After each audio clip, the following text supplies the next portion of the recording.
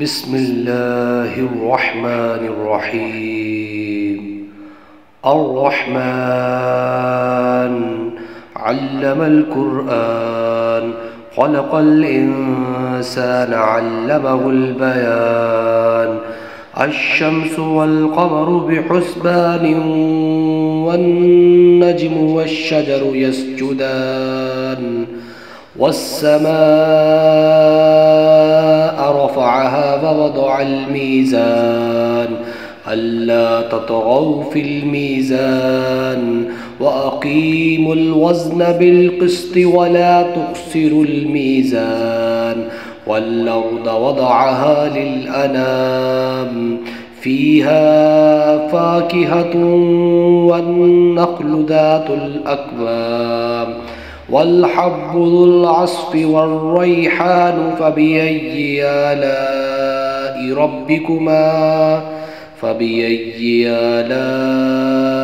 ربكما تكذبان؟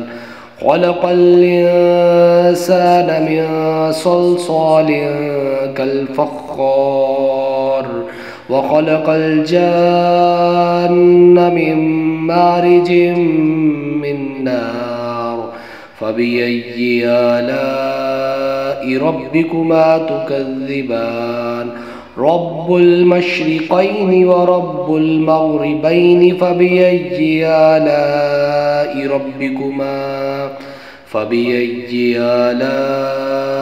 ربكما تكذبان؟ مرج البحرين يلتقيان، بينهما برزخ لا يبغيان. فبأي آلاء ربكما تكذبان؟ يخرج منهما اللؤلؤ والمرجان. فبأي آلاء ربكما تكذبان؟ وله الجوار المنشآت في البحر كالأعلام. فبأي آلاء ربكما تكذبان؟ كل من عليها فان، ويبقى وجه ربك ذو الجلال والإكرام. فبأي آلاء ربكما تكذبان؟ يسأله من في السماوات والأرض، كل يوم هو في شأن. فبأي آلاء ربكما تكذبان؟ سنفرغ لكم أيها الثقلان. فبأي آلاء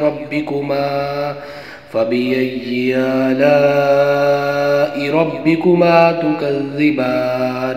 يا معشر الجن والإنس إن استطعتم أن تنفذوا من أقطار السماوات والأرض فانفذوا، لا تنفذون إلا بسلطان.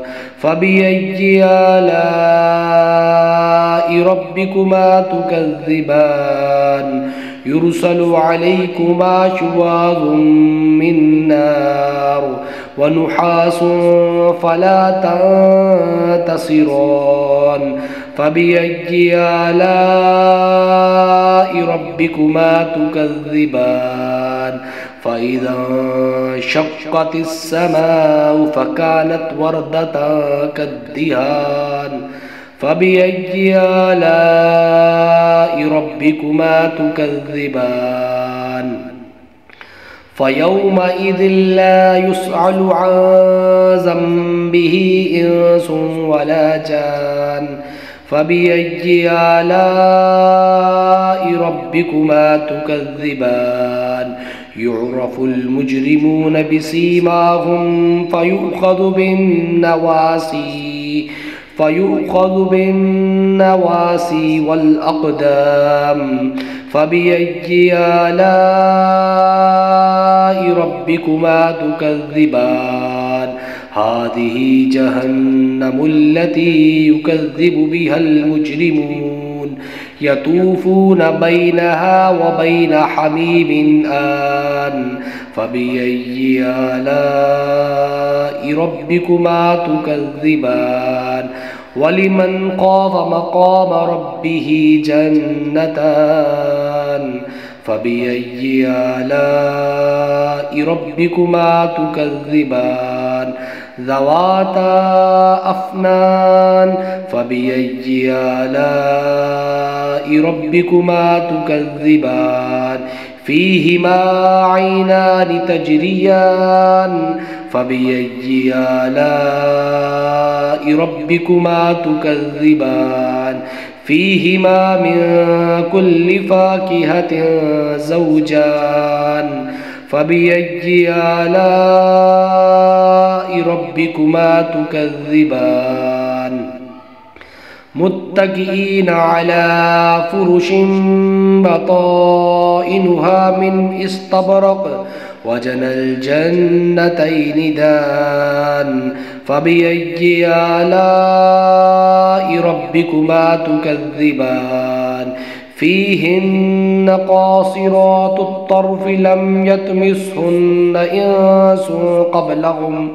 إنس قبلهم ولا جان فبأي آلاء ربكما تكذبان كأنهن الياقوت والمرجان فبأي آلاء ربكما تكذبان هل جزاء الإحسان إلا الإحسان فبأي آلاء ربكما تكذبان ومن دونهما جنتان فبأي آلاء ربكما تكذبان مدهامتان فبأي آلاء ربكما تكذبان فيهما عينان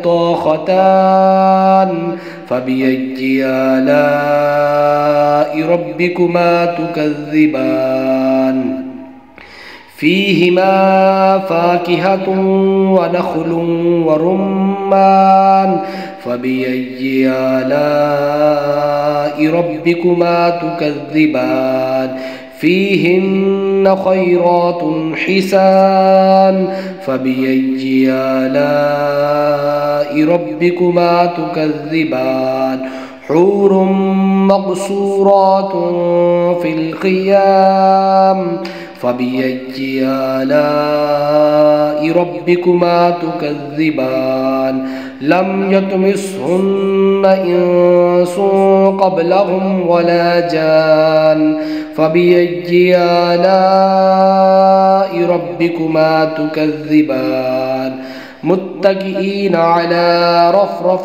خضر وعبقري حسان فبأي آلاء ربكما تكذبان تبارك اسم ربك ذي الجلال والإكرام